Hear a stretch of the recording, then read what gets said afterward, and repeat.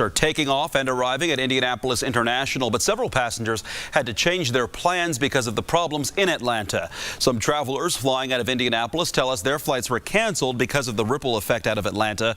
Several were either getting on later flights or changing airlines to avoid flying through Atlanta. Many of those affected are flying on Delta, which has a hub in Atlanta. We got here last night and we waited in line for about an hour, and then our flight was canceled just as it was about to take off. So then we had to stay somewhere, and a few of the hotels wouldn't take the voucher, so we just went downtown and stayed at a hotel. It definitely is not very pleasant.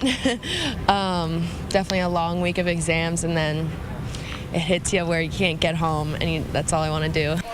Delta says any customer traveling through Atlanta today can go to its website and make a one-time change to your travel plans without penalty.